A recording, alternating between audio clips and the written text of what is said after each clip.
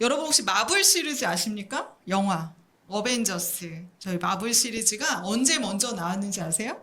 2008년도에 맨 처음 시작했다고 하더라고요. 그래서 알고 있는 뭐 여러 영웅들이 있잖아요. 캡틴 아메리카, 토르, 아이언맨 이런 비범한 사람들이 누구를 구해요? 전 세계의 사람들을 구하잖아요. 그런 이야기인데 지금 2025년에도 올해에도 벌써 3편이 나왔다고 하더라고요.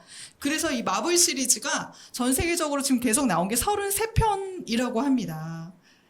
저도 집에서 봤거든요. 한 3편 정도는 본 것 같아요. 그래서 전 세계적으로 왜 이렇게 마블 시리즈가 열광할까, 사람들이? 왜 이것은 끊임없이 모든 이들에게 인기가 있을까? 심리학자로서 제가 좀 생각해 보았는데요. 현대인들이 경험하는 가장 큰 어려움은 무엇인지 아십니까? 바로 불안, 외로움, 무능감입니다. 혼자인 것 같은 외로움, 난 혼자 이 시대를 살 수 없을 것 같은 무능감, 그리고 당장 내일이라도 또 무슨 일이 벌어질 것 같은 불안, 이 모든 일들이 현대인들의 상황에서 계속적으로 느끼는 심리적 어려움입니다. 이런 마음의 병을 가진 우리 모두는 내 편에 서서 강력한 악과 싸워주고 난 네 편이야, 넌 내 옆에 있으면 살아날 수 있어 라고 든든한 목소리를 내주는 환상적인 영웅을 찾고 있는 건 아닐까 생각하게 되었습니다. 에이, 먹고 사는 게 문제지 무슨 마음의 병이 문제야? 그러신 분들도 있을 텐데요. 얼마 전 국가통계청에서 낸 2024년 한국인의 사망 원인 통계를 보면요, 이 이야기가 사라질 거예요. 한국인들이 무엇을 가장 어렵게 여긴지 다 알게 될 것입니다. 우리나라는요, 작년까지 10대, 20대, 30대 사망 원인 1위가 자살이었습니다. 예전엔 암이나 교통사고 등이 젊은 사람들의 주요한 사망 원인이었는데요. 어느 순간 우리 아이들, 청년들, 이 젊은이들이 스스로 생을 마감하고 끝내기로 결정하는 겁니다. 그런데요, 지난 9월 25일에 나온 통계를 보면요, 40대마저 사망 원인 1위가 자살로 나타났습니다. 이 수치는요, 1983년 처음 이런 통계를 낸 이후로 처음 나오는 10대부터 40대 자살 사망 원인 1위 자살이라는 아주 특이한 결과를 내놓았다고 말하고 있습니다. 자, 그럼 50대는 어떨까요? 1위가 암이에요. 2위는 또 자살입니다. 여러분, 한국 사회의 모든 사회의 경제 허리계층이라고 불리는 40대, 50대까지요, 자살률이 계속 증가하고 있는 거예요. 한국의 자살률은요, 작년보다 이미 6.4% 증가했고요. 2011년 이후에 13년 만에 또 가장 높은 자살 사망률을 기록하고 있습니다. 여러분, OECD 평균 자살률이 몇 명인 줄 아세요? 10만 명당 10.8명이에요. 근데 한국인은요, 10만 명당 29.1명입니다. 그럼 거의 3배의 수준으로 높은 거예요. 마음의 병, 심리적 어려움이 별거 아니라고요? 이 통계가 말해주고 있습니다. 마음의 병이 암보다, 사고보다 더 셉니다. 생명이라는 한자어는요, 날생자의 명령 명자입니다. 창세기 1장에서 우리 하나님께서 열매를 내라, 생육하고 번성하라 라고 창조하셨잖아요. 이 명령을 안고요, 창조주의 이 명령을 받고 살아내는 게 생존입니다. 그래서요, 모든 생명은 창조적인 진화를 합니다. 살아남기 위해서요. 햇볕이 있으면 그곳으로 몸을 틀어서 꽃을 내고요, 연약한 동물과 곤충은 자신이 살아남기 위해서 보호색으로 갈아입기도 합니다. 요즘 태어나는 아이들이 이전의 우리들보다 속눈썹이 길다고 해요. 그것도 대기 오염이 짙은 이 세상에서 살아남기 위한 진화다라고 이야기하는 학자도 있습니다. 그렇게 우리 모두는요, 살아남기 위해 성장하고 때로는 가면을 쓰면서도 자신을 보호합니다. 생존을 위한 몸부림은 모든 생명체의 본능입니다. 그럼에도 지금 이 사회는요, 10대부터 40대까지 이 모든 노력에 지쳐서 스스로 생존을 포기하는 길을 선택하고 있습니다. 40, 50대는요, 사회적으로 안정계층이라고 말해요. 이 사람들이 주축이 이루어지는 사회가 안전하다고 말합니다. 그런데 이 세대조차 난 안전해 라고 느끼지 못하는 겁니다. 10대부터 열심히 공부하잖아요. 20대 때 이 공부한 것으로 자기의 정체성을 삼고 성취하잖아요. 30대 때 한 번쯤은 실패합니다. 그러면 또 도전해요. 이 모든 과정이요, 40대, 50대까지 이어지는 거예요. 40대, 50대까지 이 노력을 계속해야 되면서 더 이상은 열심히 살기 싫다. 더 이상은 노력할 자신이 없다. 라고 포기하는 겁니다. 무능하고 실패하고 쓸모없는 나를 40대, 50대조차 경험하고 있는 겁니다. 그리고는 자신의 모든 도전을 멈추고 이제는 그 어느 곳으로 몸을 틀거나 자신의 보호색을 갈아입어서 생존하기를 스스로 포기하는 거죠. 그래서요, 이 사회에는 영웅이 필요합니다. 어벤져스. 난 네 편이야.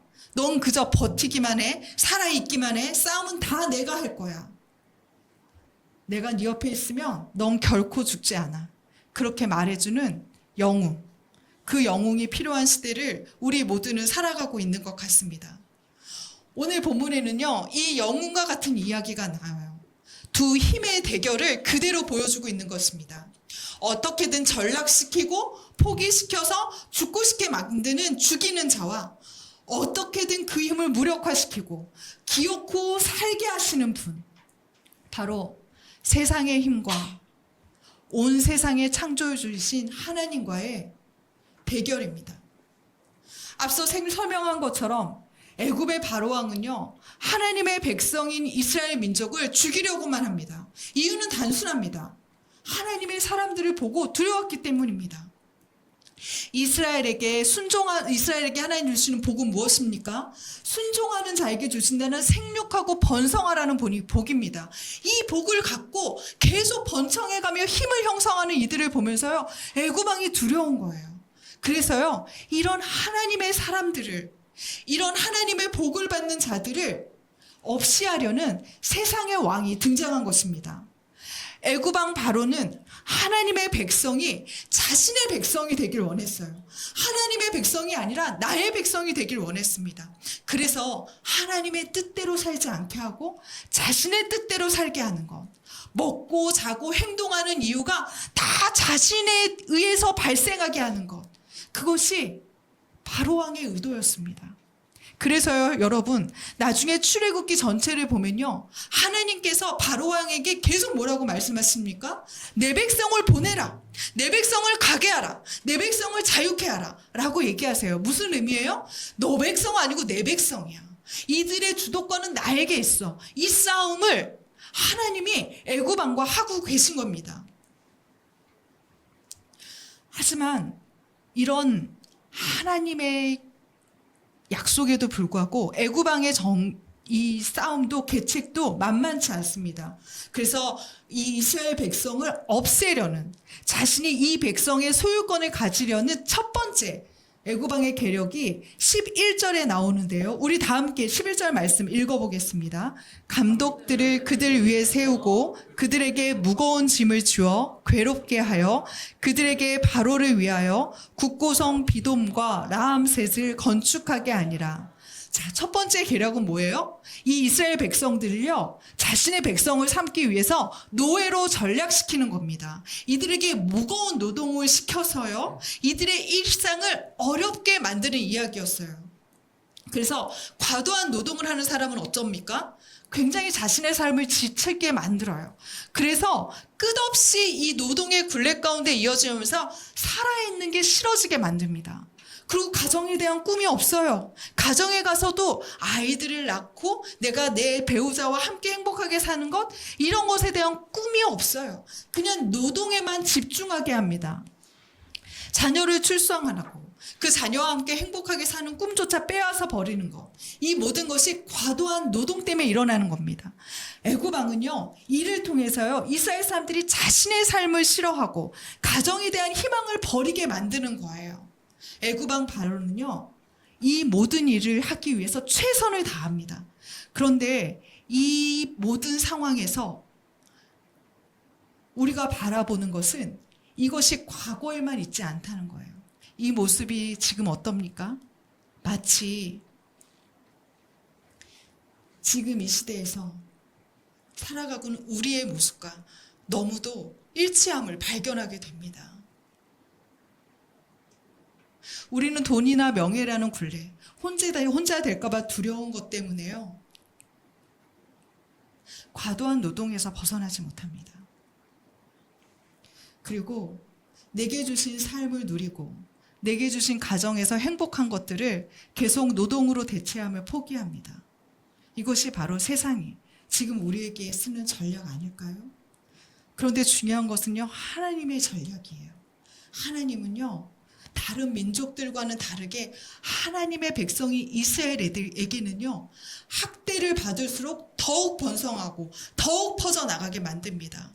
마치 누를수록 더 높이 튀어오르는 스프링처럼 이스라엘은 이 어려움 속에서 더욱 번성하고 더욱 퍼져나갑니다. 누가 이렇게 한 거예요? 하나님이 그렇게 한 것입니다. 애굽 왕은 누르려는데요, 하나님은 살리려고 합니다. 그러면서 이들에겐 이전보다 더 강한 생명력을 주시는 거예요.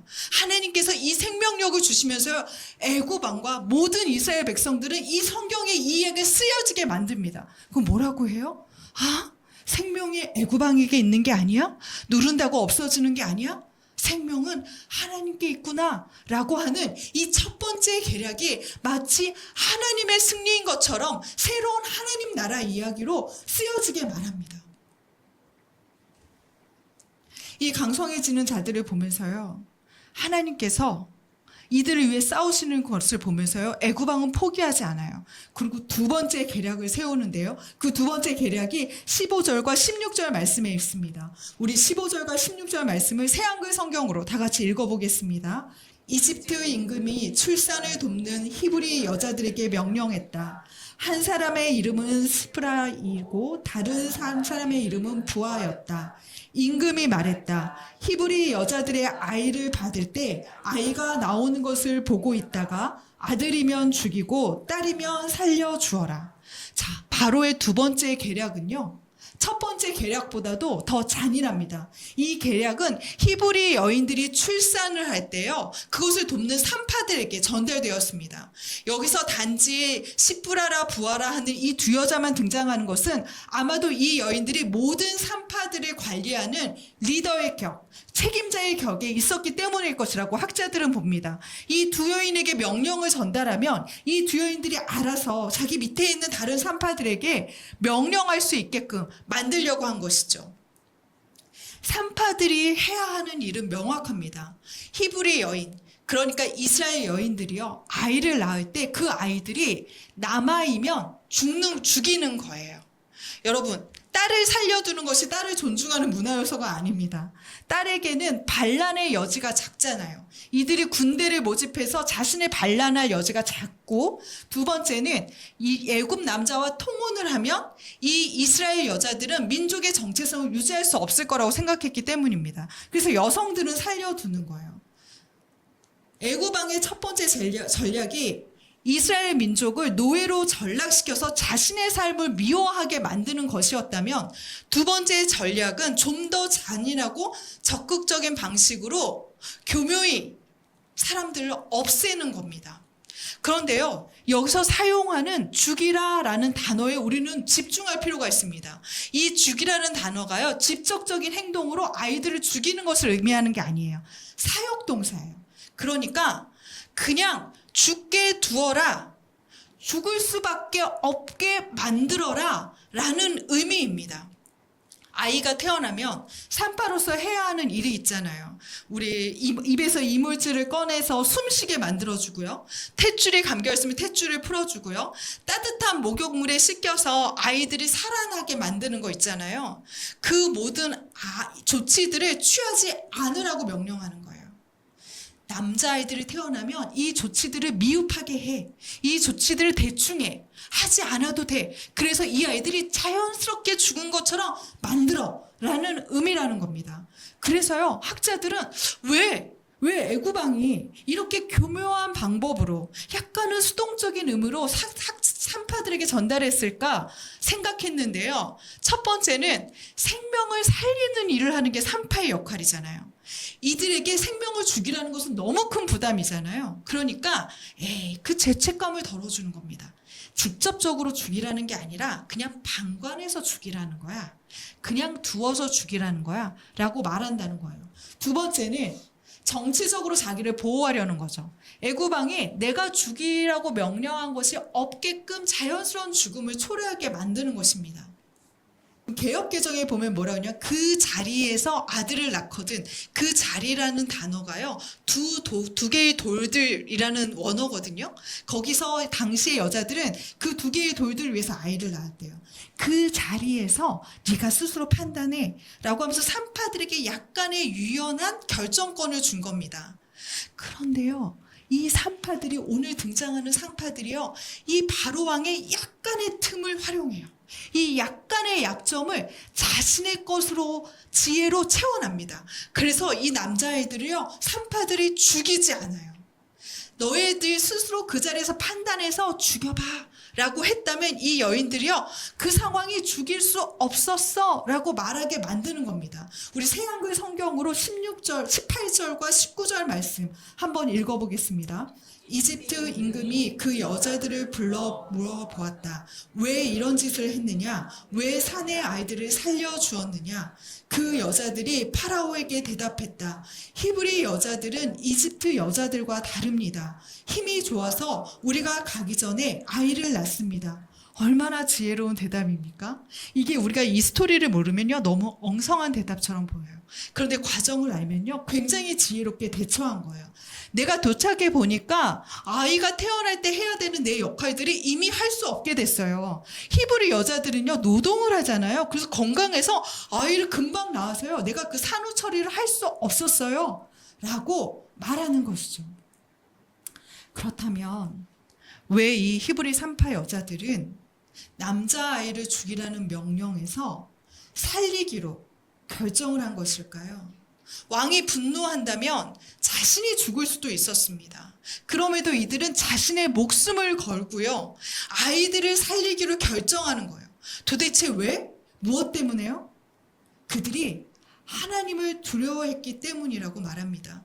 우리 17절과 21절 모두에서는요, 이들이 한 착한 행동의 원인을요, 하나님을 두려워했기 때문이래요. 하나님을 경외했다는, 이것이 영어 성경으로 fear of God이에요. 하나님을 두려워했다는 거예요. 자, 애구방은요, 강성해지는 이스라엘 백성을 두려워했어요. 사람을 두려워했어요. 사람을 두려워하니까 어떻게 해요? 악을 저지릅니다. 그런데 산파들은요, 이 애구방도 무섭지만 더 무서운 하나님을 두려워했던 거예요. 그러니까 어떻게 해요? 그 무서운 상황에서도 선을 만드는 겁니다. 하나님을 두려워하는 사람은요, 나의 생명뿐만이 아니라 내 생명을 걸어서라도 누군가의 생명을 살리는 일에 자신의 목숨을 거는 거예요. 하나님은요, 이 두 여인의 통해서 이 땅의 이스라엘 백성들을 보호합니다. 그리고 하나님은 이 두 여인의 생명을 자신의 책임처럼 지켜내세요. 그래서 20절 말씀을 보면요, 산파들에게 내가 은혜를 베풀었다라고 얘기를 하는데요, 이 은혜를 베풀었다의 원어가 맨 처음에 어디 나오냐면요, 창세기 1장에 나와요. 창세기 1장에 하나님이 모든 것을 만드시고 보기에 좋았다라고 하는 그 창조의 법칙 가운데 이 여인들이 토부, 보기에 좋았다라는 게 은혜를 베풀었다는 의미로 오늘 해석되어 있는 거예요. 뿐만 아닙니다. 이 은혜를 베풀어서 토부, 보기에 좋았다라고 말하면서요, 뒤에 바로 뭐라고 20절에 나와요? 그래서 이스라엘 민족이 더욱 강성해지고 더욱 살아났다는 말이 나와요. 니네가 이 두 여인이 창조의 법칙대로 나의 마음을 가지고 창조주대로 행하니까 창조의 열매들을 맺었다. 창조의 법칙이 다시 살아나서 이스라엘 백성이 살아냈다고 말하면서 이 모두 강성한 자의 열매를 이 여인들의 행위에 두는 거예요. 니네들이 한 거야. 니네들이 순종해서 해낸 거야. 하나님이 이들에게 이 모든 공을 던지시는 거예요. 뿐만이 아닙니다. 하나님께서요, 21절 말씀에 보면요, 이 여인들의 집을 흥왕케 하셨다고 나와요. 이 흥왕케 하셨다는 그 단어가 뭐냐면요, 창세기 1장에 나오는 열매를 맺게 하셨다는 단어의 원어예요. 하나님께서 자신의 보기에 좋은 대로 하니까 이 여인의 가정을 열매 맺게 하셨다는 거예요.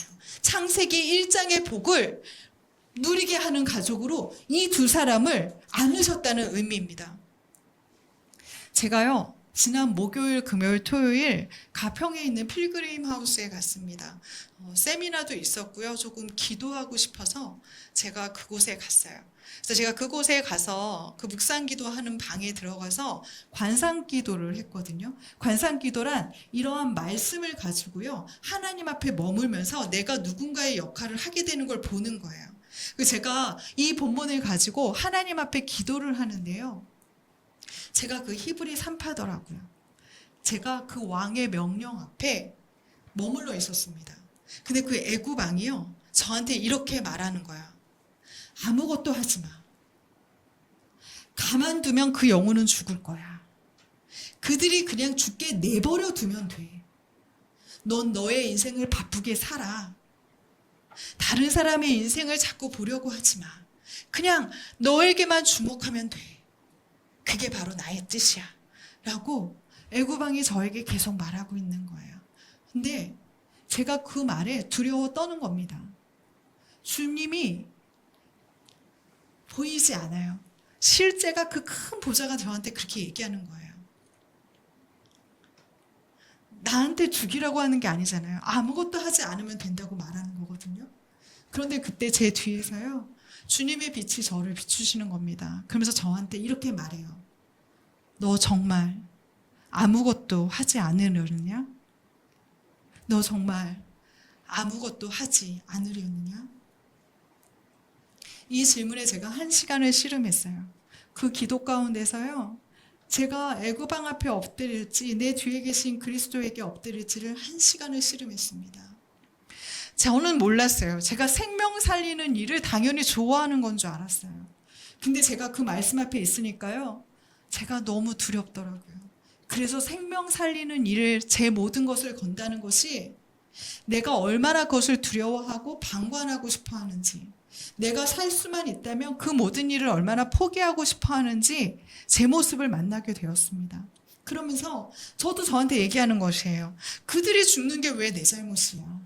나는 그저 아무것도 하지 않았을 뿐인데 왜 그게 나의 잘못이야? 라고 나한테 저도 말하고요. 근데 그때 주님이 제게 또 말씀하셨습니다. 네가 해야 할 일을 하지 않는 게 죽이는 것이다. 네가 해야 할 일을 하지 않는 게 죽이는 것이다. 이 세상의 왕은요, 생명을 가벼이 여깁니다. 마치 죽어도 되는 자가 있는 것처럼 말합니다. 히브리 출신이니까, 아들로 태어났으니까, 너무 무능하니까, 약하니까, 그런 집안에 태어났으니까 이런저런 이유로 죽어야 할 이유들을 만들어냅니다. 그런데요, 이 명령에 맞서 싸울 하나님의 음성을 가진 하나님의 백성, 히브리 산파와 같은 자들을 주님은 찾고 계셨습니다. 당신은 살아야 합니다. 생명은 소중합니다. 당신이 살도록 싸우고 계시는 창조주가 계십니다. 그렇게 세상을 향해 외칠 자를 주님은 찾고 계셨습니다. 우리 히브리서 11장을 믿음장이라고 하는데요, 여기 23절에 보면 왕의 명령을 무서워하지 않고 모세를 살린 신앙에 대한 칭찬이 있습니다. 이것을 초대교회 교부들은요, 이 산파들을 포함해서 해석했어요. 그래서 이 두 산파를요, 믿음의 여성들로 불렀습니다. 하나님은요, 애굽왕의 두 번째 계략을 이번엔 산파라는 보잘것없는 여인들을 통해 부수어 가루로 만들어 버립니다. 그래서 다시 이스라엘 민족을 살리십니다. 출애굽기 전체에는요, 단 5명의 여성의 이름이 등장해요. 그중 2명이 오늘 본문에 나오고 있습니다. 시프라라는 이름은요, 아름답구나 라는 뜻이고요. 부아라는 이름은요, 찬란하구나 라는 뜻이에요. 성경이요, 이 2 여인을 이름에 실으면서 아름답구나, 찬란하다 라고 얘기하고 있는 거예요. 출애굽기에는요, 애굽왕의 이름도 등장하지 않아요. 애굽 사람의 모든 이름을 출애굽기는 적어주지 않습니다. 하지만 오늘 출애굽기 성경에는요, 하나님을 더 두려워하는, 그래서 생명을 살리는 이 2 사람을 주님의 성경의 이름으로 적어둬요. 우리 지난번에 배웠듯이 이 출애굽기의 히브리식 성경 이름이 뭐예요? 타나크, 이름들이잖아요. 너희들이 기억해야 되는 이름들이라는 것이 출애굽기잖아요. 오늘 그 2 사람의 이름을 하나님은 우리에게 소개해주고 있습니다. 여러분, 애굽왕은요, 죽이려고 하지만 하나님은 우리를 살리려고 하십니다. 아마 이스라엘은요, 가진 노동에 시달리면서 자신을 살리시려는 하나님을 보지 못했을 거예요. 느끼지 못했을 겁니다. 그래서 왜 우리를 이렇게 힘들게 하시냐고, 왜 우리를 돌보지 않냐고 말하고 있었을 것입니다. 하지만 하나님은 이들의 고된 삶에 찾아가셨고요, 이들의 노동의 현장에서 번성케 하셨고요, 더군다나 아들을 죽이라는 그 자리에서 이 산파들을 통해 살리고 계셨습니다. 하나님은 계속 살리고 또 살아라 라고 말씀하고 계신 것입니다. 우리에게는요, 우리를 살리시는 영웅이 있어요. 우리를 살아야 된다고 우리 편에 계셔주시는 창조주가 있습니다.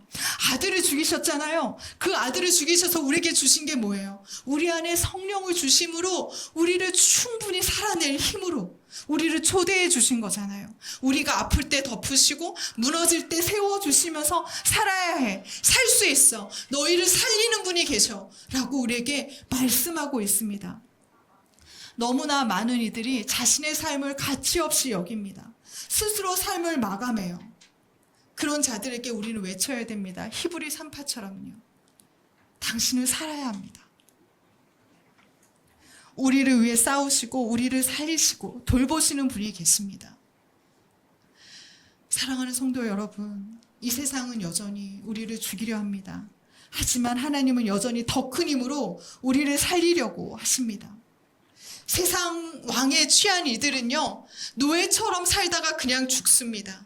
하지만 우리에게는 우리의 참된 주인이신 하나님이 계신 우리는 외치고 또 믿어야만 합니다. 세상 사람들은요, 세상의 가치관을 자신의 주인으로 삼지만 이제 우리는 그 삶에서 벗어나야 합니다. 그 노예의 삶에서 벗어나야 합니다. 그리고 참 주인이 우리 하나님이라고 외쳐야 합니다. 우리 이 시간 우리의 주인이 누구인지 다시 만났으면 좋겠습니다.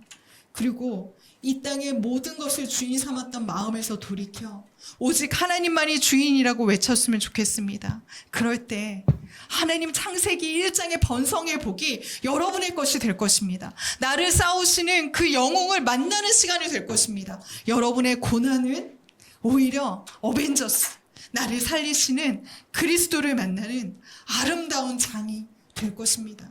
우리 이 시간 나의 기도처럼 하나님 앞에 내가 주인 삼은 모든 것 내려놓겠습니다. 내가 다시 주 앞에 살겠습니다 고백하며 이 찬양을 좀 불렀으면 좋겠습니다.